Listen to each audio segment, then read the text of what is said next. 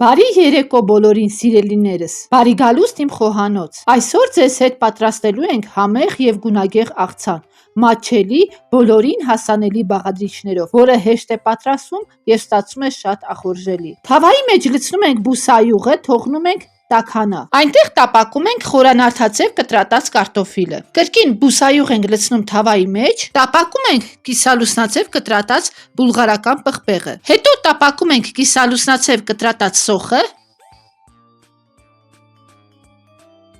Կրկին բուսայուղ ենք լցնում և թեթևակի տապակում ենք գազարը։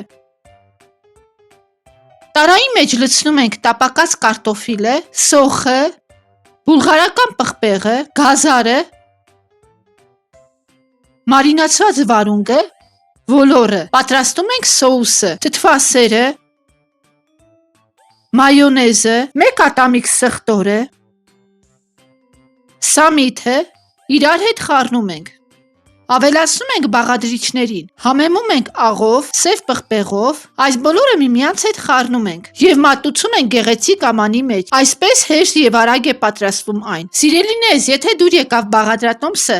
ապա հավանեք այն, կիսվեք ձեր կարծիքով մեկնաբանություններում, կիսվեք նաև ձեր ընկերների, խնդրում եմ նաև բաժանորդագրվել իմ ալիքին, որպեսզի դիտեք համեղ տեսանյութեր և տարածեք իմ ալիքը այս հարթակում։